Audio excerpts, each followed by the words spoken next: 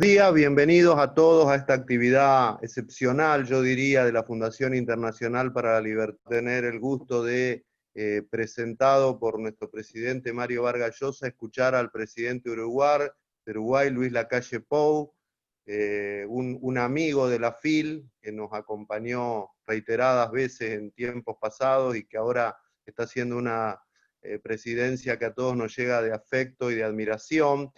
Quiero decir que tal es el entusiasmo que tenemos, que junto al Centro de Estudios para el Desarrollo, la Fundación Libertad, estamos creando ahora un proyecto que se llama Puente Argentina-Uruguay, o Uruguay-Argentina para no entrar en disputas futbolísticas, con el cual esperamos acentuar a través de estos think tanks y por supuesto con el apoyo de la FIL, el trabajo entre nuestros dos países.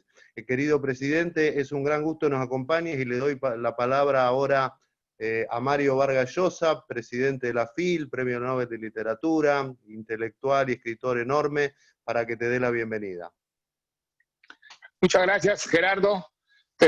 Queridos amigos, es un gran honor para la Fundación Internacional para la Libertad la presencia del flamante presidente del Uruguay, Luis Castillo Pou, que va a responder preguntas en un diálogo amistoso con muchísimas personas, tanto de América Latina como de Estados Unidos y de Europa.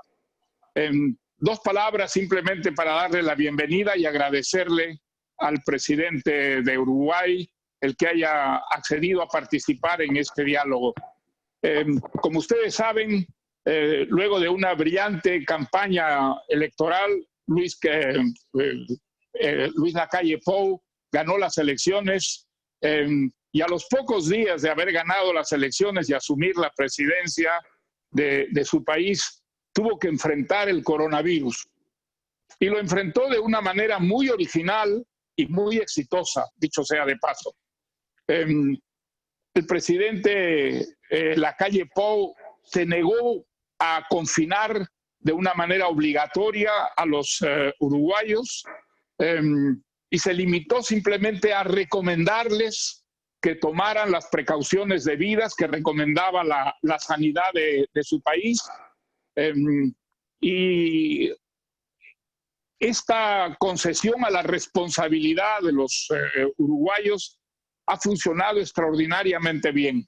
Como ustedes seguramente saben, Uruguay tiene un número realmente muy pequeño de víctimas del coronavirus y el país ha seguido funcionando desde el punto de vista económico, desde el punto de vista institucional, de tal manera que probablemente va a ser uno de los países que va a sufrir menos las consecuencias de esta terrible pandemia que se cierne sobre todo el mundo.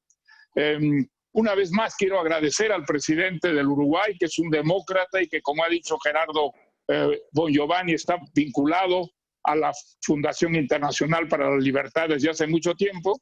Agradecerle su presencia, desearle muchos éxitos en su gestión y paso inmediatamente la palabra al secretario general de la FIL, Gerardo Bongiovanni, que va a dirigir este diálogo. Bienvenido, presidente, y con ustedes, Gerardo Bongiovanni. Bueno, querido presidente Lacalle Pou, si le parece bien, lo escuchamos. La idea es que reflexione un poco con nosotros y luego hacer algunas preguntas que deberán viabilizarla a través del chat de este Zoom y yo se las iré transmitiendo al presidente. Van a estar todos los micrófonos apagados mientras dure esta exposición. Querido presidente, lo escuchamos. Buen mediodía para todos, por lo menos en este uso horario. Agradecer especialmente la invitación y la convocatoria. Y en realidad agradecerle a don Mario y a Gerardo haberme invitado más de una ocasión a participar de las conversaciones, a participar, recuerdo, en Arequipa, una muy linda que tuvimos, que nos ayuda a afincar pensamientos, a reconocer realidades en otros países, pero conceptos que son universales, como el de la libertad. Por supuesto que no siempre estuve de acuerdo con los expositores, pero parte de la generación de pensamiento es justamente tener discusiones y sobre todo las de alto nivel como se daban en esas conversaciones. Así que a don Mario Vargas Llosa agradecerle su generosidad totalmente desinteresada. Y agradezco estar en esta posición y de alguna manera poder retribuir lo que en algún momento se nos brindó. Bien decía don Mario que estábamos estrenando la presidencia y a los pocos días, a los 12 días, nos cae la pandemia.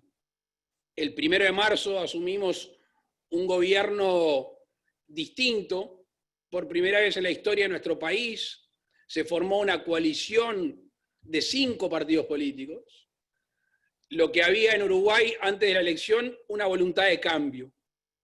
Y para nosotros es muy importante tener claro dónde está la génesis de los cambios, que está en el pueblo, que está en la gente. Primero decide que hay que cambiar y después deposita sobre los hombros de, en este caso, 5 partidos políticos, su voluntad de cambio. Y ese es un mensaje muy fuerte que asumimos en la campaña electoral con compromisos, que asumimos en la campaña electoral con una hoja de ruta que se llamó Compromiso por el País, y que asumimos antes de la asunción del 1 de marzo con un proyecto de ley estructural donde están las grandes reformas o las más importantes que creemos que el país necesita. El 13 de marzo, no me lo voy a olvidar nunca más, viernes 13, estábamos volando al norte del país en un helicóptero para inaugurar la cosecha de arroz. En esos momentos que hay señal en el aire, nos llega el mensaje de los primeros 4 casos de coronavirus en el país. Participamos de la cosecha de arroz, obviamente la cabeza ya la teníamos en este tema, y a la vuelta convocamos al Sistema Nacional de Emergencia y convocamos al Consejo de Ministros. Y quiero hacer hincapié en el tiempo que va desde el 13 de marzo al 13 de abril, porque es fundamental para los resultados parciales que tiene hoy el país, y quiero suscribir el concepto parcial, porque esto está bastante lejos de terminar. Ese mismo día, esa misma noche, con 4 casos confirmados, suspendimos las clases, cerramos las fronteras, suspendimos los espectáculos públicos y tomamos alguna otra medida que el Estado podía tomar. Y al otro fin de semana, y este para mí es el más importante en términos de los cuales recién hablaba don Mario, del viernes 20 al lunes 23 se da el epicentro de la discusión nacional sobre la cuarentena obligatoria. Para mí fue un momento de mucha soledad y de mucha introspección. Son esos momentos que uno dice, bueno, ¿qué soy? ¿Cuál es la razón de ser? ¿Qué es lo que me mueve? ¿Qué es lo que yo siento como presidente? Ya no jugando o en términos de mi vida, es la vida de los uruguayos, que es mucho más importante que las decisiones que yo tomo sobre mi propia vida. Del viernes 20 al lunes 23, expresidentes de la República, distintas gremiales, la opinión pública en general, y ojo que no entiendo que hayan estado mal, pero en ese momento nos decían cuarentena obligatoria, porque el mundo fue navegando a oscuras, teníamos las experiencias casi todas malas de Europa, alguna incipiente de buenos resultados, pero todo decía que para un gobierno era lógico, y voy a agregar un concepto que puede ser discutible, fácil, o la medida más fácil, decretar la cuarentena obligatoria. Y desde el principio tuve claro que no lo iba a hacer. Desde el mismo viernes, cuando empieza a generarse una presión muy fuerte, imagínense los mensajes de WhatsApp de lejanos y de cercanos, además de la opinión pública en general, iba contra todo lo que yo creo, que es la libertad del individuo. Y la libertad en los círculos concéntricos, que es la personal, que es la libertad en el relacionamiento y la libertad de una nación. Y el lunes de mañana recibí al Sindicato Médico del Uruguay, que había ya manifestado desde la academia, desde la ciencia, una posición que a mí me resultaba difícil discutir en ese plano, que teníamos que ir rumbo a una cuarentena obligatoria. Y en esa reunión, y después lo hicimos público, yo le dije si alguien estaba dispuesto a encarcelar, a detener a un uruguayo que salía a hacer el peso, que salía a hacer un poco de dinero para parar la olla, no para un mes, sino para ese día. Si alguien en serio estaba dispuesto a un régimen policíaco, a lo que aquí se conoce como medidas prontas de seguridad.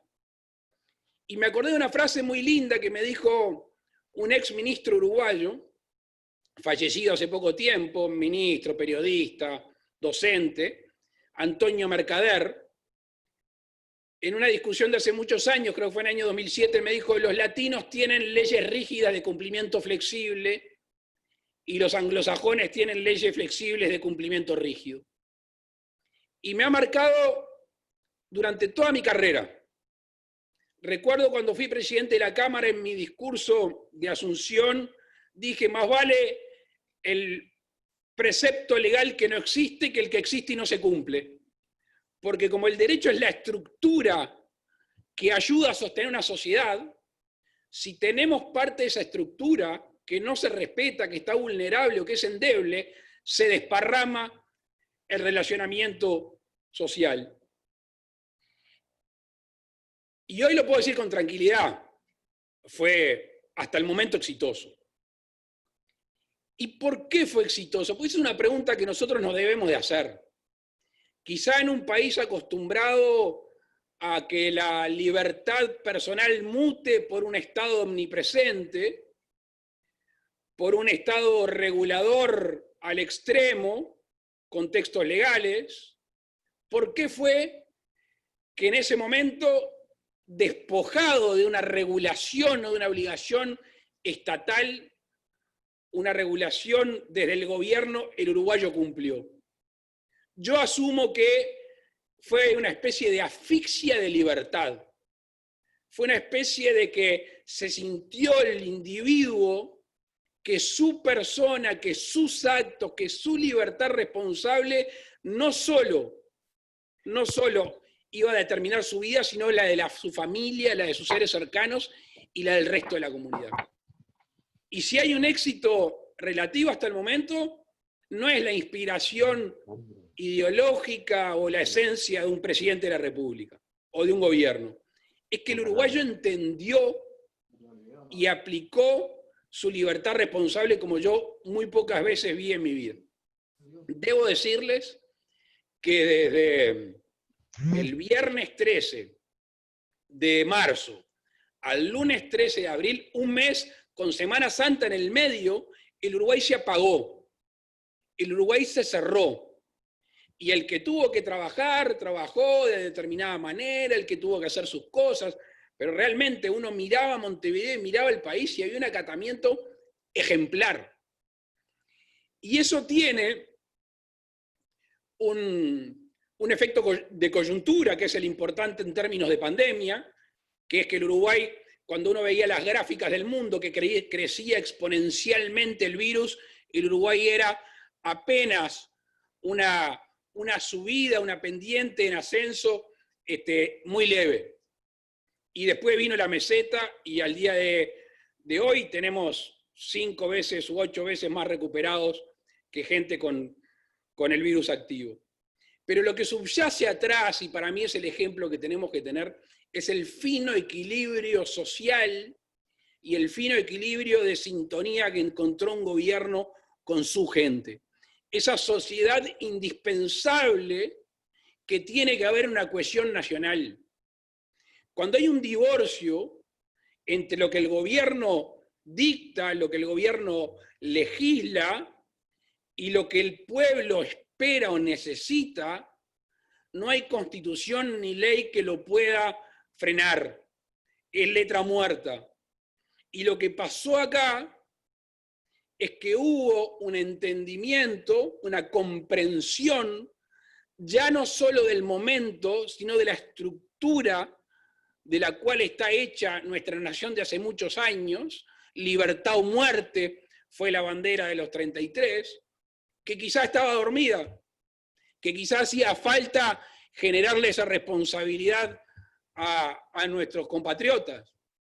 Y da orgullo el momento, y creo además que nos abre una preciosa oportunidad para recuperar la confianza social, para recuperar aquello de la buena fe entre las partes, para recuperar aquello del derecho consuetudinario, que es de tradición, de cumplimiento entre las partes de la buena fe, y no creer que las relaciones humanas están signadas por aquella maldición de Hobbes, que el hombre es el lobo del hombre.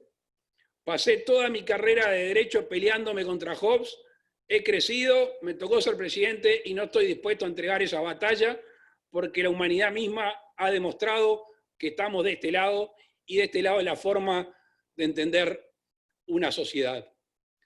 Tan fue así el éxito relativo que tuvimos que el 22 de abril pudimos en esa pausa empezar a reabrir la sociedad desde el Estado.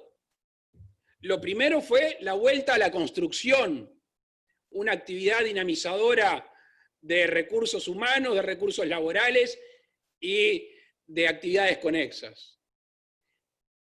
Al mismo tiempo, o días después, se retornó a la educación rural, que de alguna manera que había quedado más alejada de las plataformas virtuales para poder seguir conectado con su educación, y además no estaban perjudicados por el virus. Imagínense también lo que fue esa vuelta, como toda cosa nueva y con ese dolor que todavía estaba vigente, con el temor.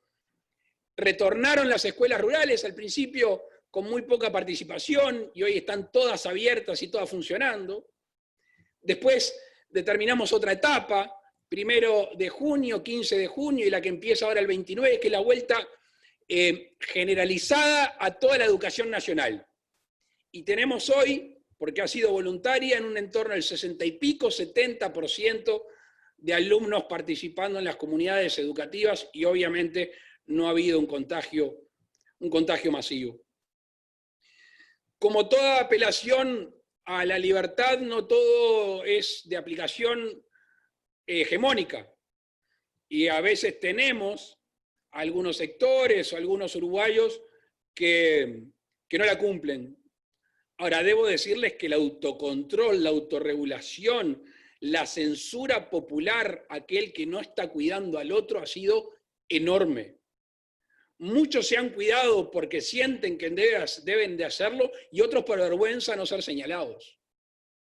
Y allí hay un concepto que nosotros lo decimos en todos lados, libertad responsable, que es la diferencia entre libertad y libertinaje. La libertad más pura, cruda y linda es la que se ha aplicado en nuestro país, e insisto, en los 1710 días que me quedan de gobierno, creo que va a ser un faro que va a dejar a un pueblo andando, a un gobierno que se va, pero a un pueblo andando que va a ser mucho más dueño, mucho más propietario de su destino, y va además a obligar mucho más a su gobierno.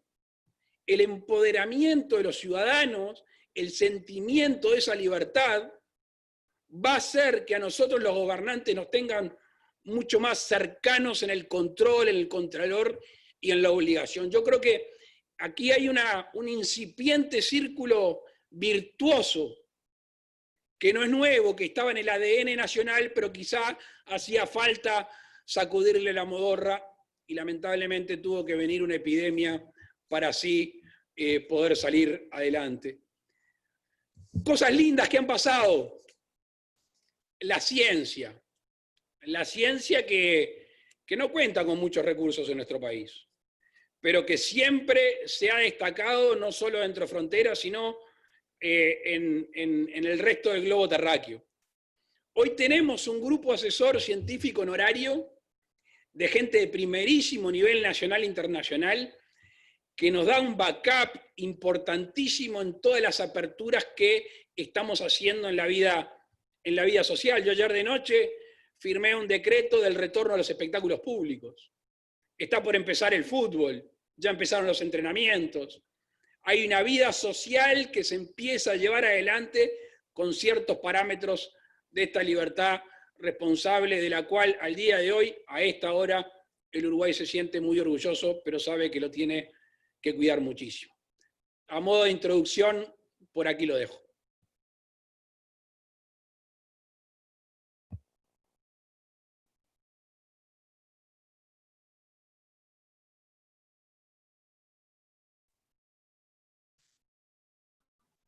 Gerardo, te damos la palabra, no sé si te puedes conectar con el audio.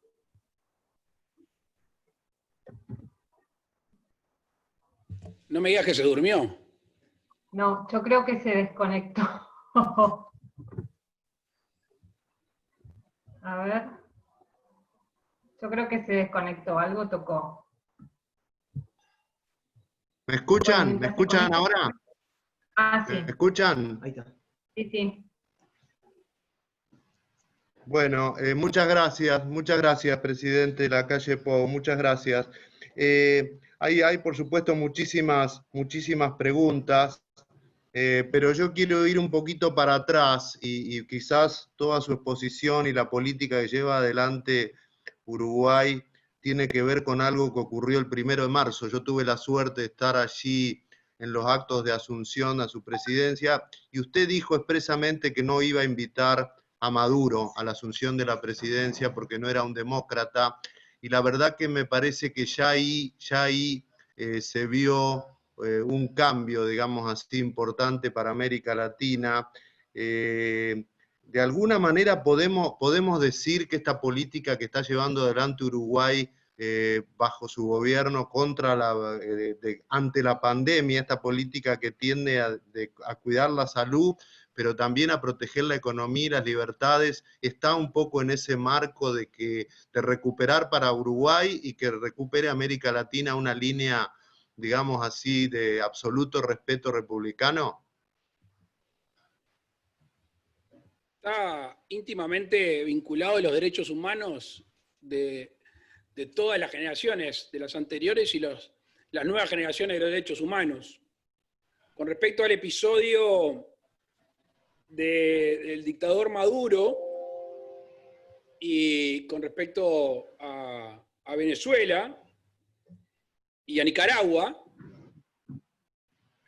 quizás se confundió un poco lo que no hicimos, que fue dejarlo de lado de la invitación. Nosotros tenemos relaciones diplomáticas con esos países, sin perjuicio de la cual era la asunción de un nuevo gobierno. Una cosa es el Estado, una cosa es la nación, el pueblo oriental, el pueblo uruguayo, y otra cosa es la asunción de un nuevo gobierno.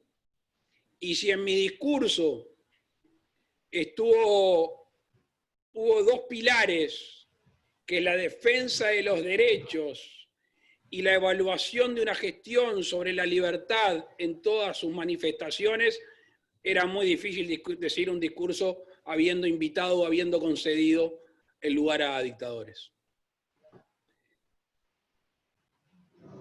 ¿Cómo está, presidente Lacalle, me preguntan, Uruguay respecto a testeos, a casos y a fallecidos? Entendemos que en este momento tiene alrededor de 800, casi 900 casos confirmados de COVID, hay creo que 28 fallecidos, hay una cantidad de testeos bastante importante, creo que es por 5 lo que testea Argentina, pero a su vez en estos últimos días ha habido un pico que lo llevaron a usted ayer declaraciones en cuanto a que a lo mejor tenían que poner un poquito el pie en el freno.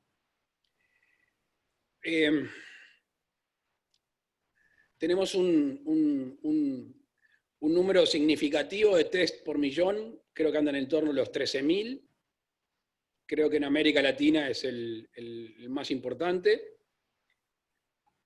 Tenemos en el entorno de los 800 y pico de casos, casi todos recuperados. 900 casos, casi todos recuperados. No llega a 30 el número de fallecidos, 26, 27. Y veníamos muy bien, la semana pasada veníamos 0 casos, 0 casos, 1 caso, 0 casos. Nosotros ya estábamos con la cabeza puesta en levantar la emergencia sanitaria, que una cosa es levantar la emergencia sanitaria y otra cosa es la nueva normalidad, ¿no? El distanciamiento físico sostenido va a permanecer por mucho tiempo, etcétera, etcétera. Y en un departamento del este del país surgió un brote muy extraño, fue adentro de un centro de salud. Estamos todavía para ver si es que no se descansó el anuncio, y al día de ayer es el departamento con más casos, y es un departamento que no es de los más poblados. Casi todos los infectados son pertenecientes al ámbito de la salud, increíblemente, pero estuvimos allá el lunes. Yo cuando hay un caso, un brote, estuve 2 veces en Rivera, cuando hubo un brote se controló, y eso que Rivera es una ciudad compleja porque es binacional, y no estábamos dispuestos a cerrar la frontera porque allí hay una vida binacional, tanto de los uruguayos como de los brasileños, pero se controló el brote en Rivera, que era lo más difícil, y ahora estamos operando de la misma manera en 33, que se generó en 33 algo distinto de Rivera, no sé si es por las características de la población, hay mucho temor, que ayuda a que la gente se cuide más, pero al mismo tiempo perjudica o va en desmedro de las actividades diarias de los individuos. Por ejemplo, nosotros cerramos las escuelas, los liceos y las UTUs de la capital del departamento de 33, mantuvimos abierto con concurrencia voluntaria y nos llamaban ayer de noche a decirnos que no está yendo nadie a las escuelas y a los liceos. Hoy tomamos una medida de hasta el 3 de julio poner una pausa en ese sentido. Pero bueno, ayer la verdad que fue un golpe medio duro para mí en lo personal, porque veníamos bárbaros, veníamos bajando los casos, estábamos con 12 casos activos, íbamos rumbo a tener 6, lo teníamos controlado, y ahora estamos en 60, pero esa gran mayoría son de casos en 33 que no me cabe la menor duda que lo estamos controlando. Se cuarentenaron 200 personas que habían tenido contacto. Ayer hicimos en el entorno de 1000 hisopados aleatorios y agentes de la salud. El sistema de salud está respondiendo, los recursos humanos de la salud responden con mucha dedicación y mucho afecto a la tarea, y de nuevo tenemos ese grupo de científicos bastante al día, updated con todo lo que está pasando. Te voy a contar una cosa que me olvidé, fíjate qué interesante. Vuelvo al lunes 23 de marzo, lunes 23 de marzo. Yo pedí modelos predictivos, que era muy difícil tener modelos predictivos porque casi que no los había en el mundo. Y esa noche, antes de tomar la decisión de la cuarentena no obligatoria, o el confinamiento no obligatorio, tuve 2 modelos. Uno que decía que en Uruguay se iban a infectar con el virus, que iba a haber 1.250 casos activos. Me parecía razonable, cuando uno lo baja, cuántos van a estar con síntomas, cuántos internados, cuántos en CTI, eventualmente cuántos fallecimientos. Y el otro me dijo que en Uruguay se iban a enfermar 250.000 personas. Imagínense el spread que tuvimos entre uno y otro modelo predictivo. Así que la decisión de decir que no a la cuarentena obligatoria fue un poquito más compleja en base a los datos que teníamos.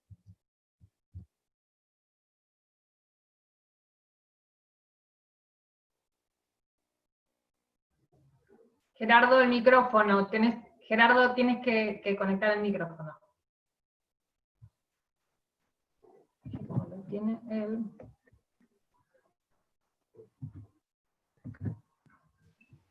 Querido presidente, hay varias preguntas. Usted sabe que en muchos países se ha planteado una suerte de dicotomía entre salud y economía, donde, bueno, algunos políticos dicen que ellos priorizan la salud, algunos incluso llegan a decir que no les importa la economía.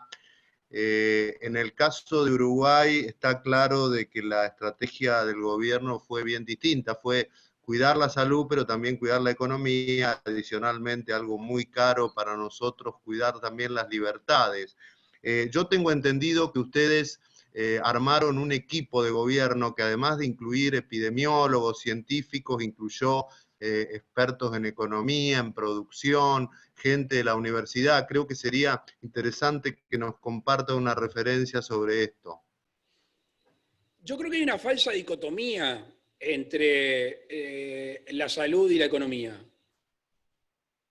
Y le agrego otro elemento más a toda esta pandemia, que es la salud mental, que es el confinamiento, que enfermedades cada vez más presentes, que se deben a estados mentales y que después tienen derivaciones fisiológicas, o enfermedades como el estrés, enfermedades como la angustia, que terminan afectando severamente a las personas, también estaban en juego. A ver, gente de la tercera edad en nuestro país, que vive sola, se calcula en el entorno de 130.000, que muchas veces ni siquiera los malagradecidos de sus hijos o sus nietos los van a visitar. Allí hay factores que atentan contra la vida de las personas también. Entonces, me parece que quizá lo acertado fue un abordaje, yo le llamé las tres perillas: la sanitaria, la social y la económica. Obviamente, al principio de la pandemia, la perilla más grande era la de la salud, pero regulábamos con la económica y con la social. Era indispensable sintonizar esas tres cosas. Y al mismo tiempo, valorar, en este caso no ganadores y perdedores, porque no hubo ganadores, salvo los que fabricaban algún producto de utilización en la pandemia, pero ¿quiénes perdían más? Y como nosotros no somos ortodoxos, el Estado tuvo una fuerte presencia asistencial y trató de saltar la burocracia, trató de saltar ese freno, ese muro que a veces se genera para que llegue al destinatario, y con aplicaciones tecnológicas pudimos llegar directamente a aquel que lo necesitaba. Al mismo tiempo estimulamos al trabajo, dando préstamos. Tenemos, a través del SIGA, tenemos una garantía de 2.500 millones de dólares para estimular sobre todo al pequeño y mediano, que como no tiene capacidad financiera, con 2 meses de no poder seguir su ciclo económico se caía. Y como nosotros somos optimistas que esto va a pasar, y que el Uruguay va a pasar de la mejor manera posible, y que va a ser imán para la llegada de mucha gente del mundo, tratamos de sostener, mediante determinados estímulos, a la economía media. Ahora pasamos a otra fase, o abrimos otra puerta, que es sostener a la economía grande. Y hace 4 días, y ayer la ministra de Economía lo dijo nuevamente, vamos a promocionar un subsidio al que genere trabajo. Se nos llenó de gente en el seguro de paro. 200.000 personas, 190 y pico mil personas. Estamos alentando a las empresas de todo volumen para que vuelvan a tomar a esos funcionarios o para que den trabajos nuevos. Y el Estado va a subsidiar, va a empujar el carro para que de nuevo agarre inercia y agarre potencia. Por eso nunca tuvimos la menor duda que no era una contradicción entre salud y economía. Sí que la salud era quien nos determinaba la frecuencia o el tono de la economía o de la perilla social. Y por eso cuando nos asesoramos tenemos que tener equilibrios, porque naturalmente quienes se dedican a la salud y determinados científicos tienen esa visión y no esperamos la otra. Lo que tiene que hacer un gobernante es tomar información, tratar de ser justo, apelar a sus creencias más profundas y justificarlas ante la población. En un momento tuvimos una presión muy fuerte de que había que generar más tributos, aumentar los tributos al patrimonio, aumentar los tributos a la gente que tiene emprendimientos mayores. Y yo me negué rotundamente. ¿Por qué? porque son los que están empujando y los que van a empujar la salida del país. Si nosotros en la pandemia castigamos al que emprende, castigamos al que da laburo, castigamos al que produce, al que innova, al que comercia, ese va a quedar en la vera del camino. Y por eso hay una jugada muy fuerte, que la contracara de ello fue un impuesto del 20% del salario al presidente de la República, a sus ministros, a senadores, a diputados y a todos los funcionarios públicos que ganaran más de $1.900 durante 2 meses. Quisimos dar la señal de que era el Estado el que tenía que hacer el proceso de esfuerzo y no eran los particulares, porque terminado esto, no es el Estado que saca adelante a la población, es el particular el que prende los motores con la asistencia de la infraestructura, con la asistencia de la red de comunicación y con todo lo que brinda el Estado, pero es el particular el que va a encender más fuerte los motores y salir para adelante.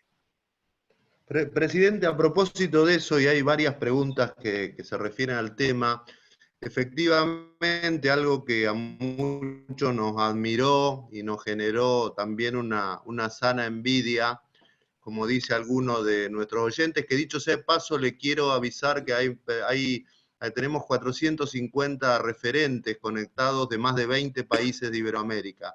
Pero bueno, varias preguntas van en línea con esto. Usted hizo 2 cosas que nos generaron mucha simpatía. Por un lado, anunció una reducción del gasto político, algo que pocos países han hecho, y por otro lado anunció que no iba a subir impuestos ni a crear nuevos impuestos porque no iba a cargar a los que iban a ser el motor de la reconstrucción. ¿Cómo imagina usted que va a ser esa reconstrucción? ¿Qué tiene en la cabeza? ¿Cuánto cree que va a caer el Producto Bruto uruguayo? Hoy hay pollas de casi todos los países que hay pronósticos, pero la verdad que no se sabe bien, pero ¿cómo imagina usted este año en la economía uruguaya y cómo imagina la pospandemia? Gerardo, con mucho respeto a los economistas y lo que hacen los pronósticos, quizás por mi deformación de rebelde desde muy chiquito, siempre los discutí. Veo que está mi tía ahí entre los 400 y pico que se ríe cuando yo digo rebelde. Recuerdo en el año 2015 le saqué una foto de los pronósticos del Fondo Monetario Internacional sobre la economía de nuestro país. Y le saqué una foto porque cuando le leí dije, esto está equivocado. Porque están muy bien las proyecciones. Y las entiendo y hay que hacerlas porque hay que darle determinado pista de aterrizaje a las inversiones y a los gobiernos. Ahora, no hay que olvidarse que la economía tiene un componente esencial que es humano, que es la confianza. En el día de ayer Uruguay hizo una emisión en moneda nacional, gran parte, y superó las expectativas. ¿Y qué hay ahí atrás? En plena pandemia, un país emergente saca obligaciones al mercado internacional y genera una atracción muy grande, en el entorno de los 2.000 millones de dólares. ¿Y qué hay ahí? Hay confianza. Y sobre la confianza que se construye, y por eso vuelvo para atrás, qué importante que es la cohesión entre el gobierno y el pueblo.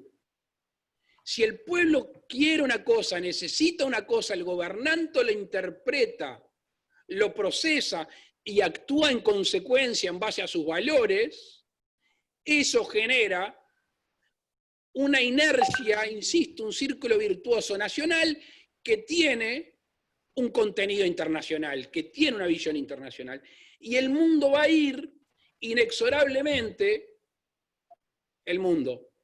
vuelvo para atrás, mucha gente en el mundo que tiene la posibilidad de hacerlo, va a ir inexorablemente a alejarse de las grandes urbes y a poner dentro de sus intereses, para ver dónde vive, dónde invierte y dónde cría a sus familias, la sanidad ambiental y humana de un país. Y Uruguay, si sigue así, va a estar entre los lugares atractivos para hacerlo. A eso le hemos sumado en estos días medidas relativas a la residencia fiscal, acercamos nuestra normativa a la portuguesa y al mismo tiempo enviamos al Parlamento una multiplicación, una duplicación de los años del tax holiday para seguir siendo receptores de migración. Uruguay en estos años fue receptor de migración muchas veces por exilio político. Tenemos miles de venezolanos, otros tantos cubanos que han escapado del régimen y Uruguay siempre tuvo los brazos abiertos. Ahora queremos ser receptores de migración voluntaria y no necesaria, que es aquellos que entienden que el mundo moderno es un pañuelo, que se puede vivir con su familia en un lugar y trabajar para otro lado del mundo, y Uruguay es el lugar para venir, y creo que si crucemos los dedos, si la gestión de esta pandemia termina así, Uruguay tiene otro motivo, aparte del de su gente, su amabilidad, su territorio y tantas otras cosas, para ser un lugar donde venga a residir más gente. Uruguay necesita más gente consumiendo, más gente educándose, más gente invirtiendo para salir adelante. Por supuesto, y ayer tenía una conferencia con varios jefes de Estado de Iberoamérica y miembros de organismos multilaterales de crédito. Por supuesto que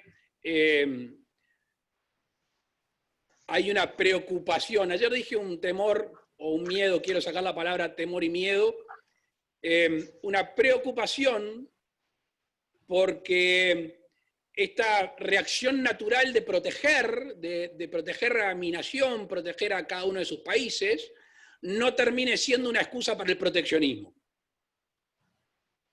Y allí tenemos que volver o entender que si hay algo que hizo esta pandemia es un golpe en el corazón del egoísmo.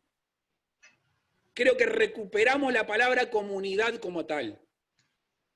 Y en ese sentido la comunidad tiene que enfrentar una pandemia como la estamos enfrentando, pero también permitir que los países puedan vender, comerciar, interactuar más libremente con las regiones que de alguna manera, dicho sea de paso, interactúa la oferta y la demanda naturalmente, allí que la política sea una forma de facilitar y que no sea un obstáculo.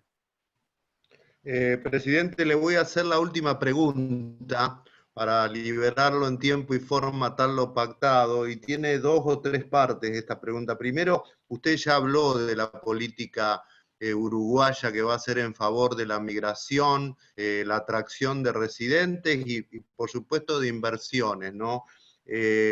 Respecto a eso, si nos puede hacer una presión mayor, y en particular la relación con Argentina, ¿no? Argentina y Uruguay son hermanos realmente de todo punto de vista, así lo han sido y todos queremos que así lo sigan siendo, más allá del color político que tengan los gobiernos que a veces no coinciden. Por eso hemos creado este proyecto con el Centro de Estudios para el Desarrollo ahora y vamos a tratar de trabajar más, pero entonces, si nos puede puntualizar algo más sobre la política de inversiones y concretamente de inversiones y de atracción de residentes, y concretamente la relación con Argentina.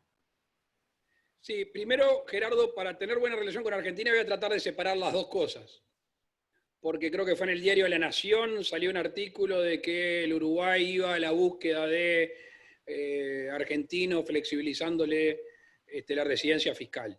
En realidad, esto está pensado para todo el mundo.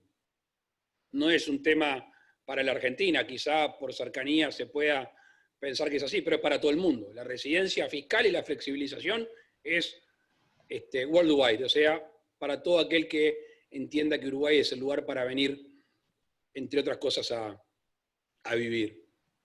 Luis Alberto Herrera, mi bisabuelo, citaba constantemente a un lord inglés, a Lord Palmerston, cuyo monumento vi en una plaza de Londres, y decía que los países no tienen ni amigos permanentes ni enemigos permanentes.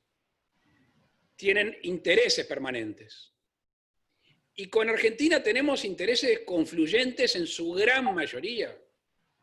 Lo mismo que con Brasil y con Paraguay. Obviamente que tenemos alguna disputa, pero es íntimamente menor. El tema es seguir actuando con aquella premisa que mis derechos terminan donde empiezan los derechos de los demás.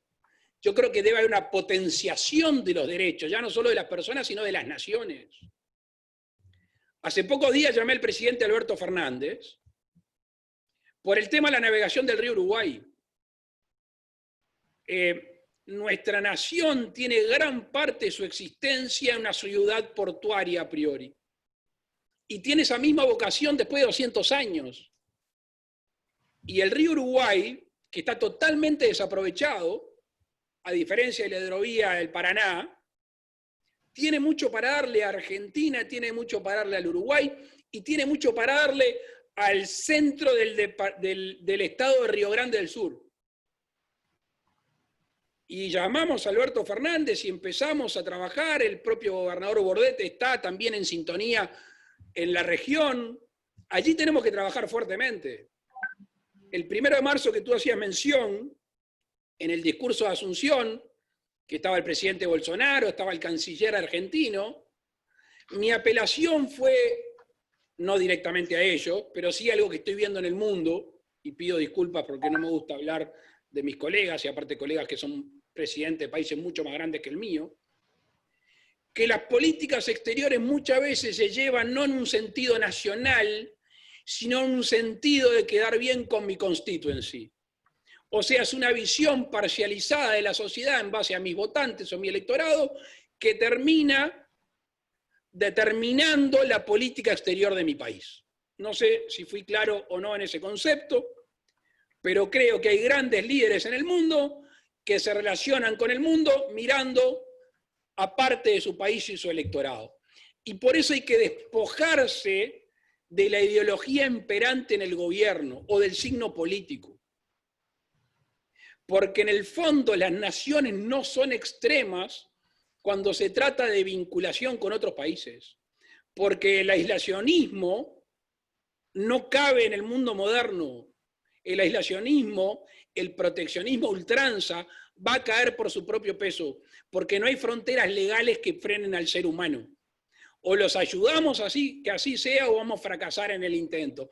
Lo que pasa mientras que se fracasa en el intento, no avanzamos en la unión de las regiones y de las naciones. Y por eso con la Argentina, con el Brasil y con el Paraguay, Uruguay siente una deuda histórica con el Paraguay y entiende que puede ser complementario porque necesita salir al mundo, un país que está creciendo y que a medida que crezca va a tener más embudo en los intermediarios y en la salida al mar. Allí tenemos una preciosa oportunidad en el granero del mundo, en un lugar donde se ve bendecido por la irrigación de aguas subterráneas superficiales, un lugar donde todavía el ecosistema está cuidado, donde la gente es amable, donde la gente todavía tiene cierta preparación en comparación con el mundo y solo estamos con posibilidades de unirnos y crecer en determinados ámbitos. Yo soy enemigo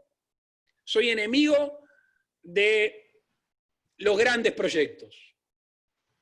Soy amigo de ir con concreciones en cortos pasos, pero que devengan rápidamente en obras, en cosas tangibles y visibles, y eso va a retroalimentar la visión positiva, en este caso, de una relación bilateral. Presidente, antes de cortar y agradecerle, quiero pedirle una reflexión personal, muy personal, sobre lo siguiente. Usted viene de una familia de políticos, su bisabuelo, bueno, el famoso Herrera, su padre, nuestro querido Kuki Lacalle, un gran presidente de Uruguay. Usted hace mucho, creo que en el preescolar debe haber empezado a militar la política, ya fue candidato a presidente, ahora llega a la presidencia muy preparado, mamando la política desde joven, mamando los temas gubernamentales de joven, llega a la presidencia, asume el 1 de marzo y se encuentra con este lío, ¿no? Con esto, porque usted venía preparado para otra cosa, digamos así, ¿no? ¿Cómo es personalmente ese reformateo de tener que asumir un tema tan delicado, donde está nada menos que la vida y la salud de los uruguayos, pero equilibrando con otras cosas? ¿Cómo ha vivido Luis Lacalle Pou, cómo vive Luis Lacalle Pou ese proceso interno de haberse preparado quizás toda la vida para ser presidente y de golpe asumir la presidencia en un momento que va a quedar en la historia probablemente, por lo complejo, por lo difícil? En la campaña electoral, mucha gente con cariño nos decía, antes de todo esto, ¿no? En campaña electoral, ya con los registros económicos, sociales que veníamos viendo del país, nos decían, ¿estás seguro que querés agarrar este fierro caliente? Y yo siempre dije, yo no le pido al país el mejor momento, yo le doy mi mejor momento al país. Y quiero pluralizarlo cuando digo yo. Tenemos un gran equipo. Me gustaría que algunos de ustedes un día puedan poner una camarita e insertarse en el equipo de gobierno. El buen humor, tan importante para estos proyectos, sobre todo en los procesos de angustia. La cohesión, la dedicación, el sentido patriótico de decenas de hombres y mujeres ayuda mucho, facilita mucho la tarea. Por supuesto que tuvimos que cambiar el chip. El 13 de marzo cambiamos el chip, pero la inspiración es la misma. No nos sacó del rumbo, simplemente los obstáculos son otros. Demorará un poquito más, pero la luz, el camino, el faro, no cambió para nada. Simplemente, en estos momentos de presión, es donde uno se mira para adentro, recalcula la coyuntura, pero reafirma el rumbo que es el rumbo de la libertad. El 1 de marzo, le decía hace un rato, dije que quería que nuestro gobierno, el 1 de marzo del 2025, le pongan como vara de medida la libertad en todos sus ámbitos. Nos tocó este obstáculo, lo estamos peleando con la libertad como espada fundamental y va a ser la que después nos lleve a desarrollar ese concepto que para mí es tan importante, que es la redefinición de prosperidad, que no se define solo por términos económicos, sino por la capacidad de tener una sociedad de buen relacionamiento, vivir en paz con tu familia, poder prever el futuro, tener un ambiente saludable dentro de las tantas acechanzas que tiene este mundo tan incierto. Querido presidente, muchas gracias en nombre de la FIL, de su directorio, de Mario Vargas Llosa. Nos hace mucha ilusión poder visitar Uruguay, poder organizar un evento allí, visitarte. Nos hace mucha ilusión que nos vuelvas a acompañar en algún evento presencial de la FIL. Mientras tanto, muchas gracias, querido Luis, muchas gracias, felicitaciones y bueno, toda la suerte y la fuerza para este momento tan delicado. Te brindamos un aplauso a la distancia, un aplauso virtual que ojalá pronto pueda ser presencial. Muchas gracias de corazón. A vos, Gerardo. Acá tengo a Litu, que está en representación del CED, que le mando saludos. Y un abrazo grande a don Mario. Abrazo, Mario, y muchas gracias. Nos vemos. Muchas gracias.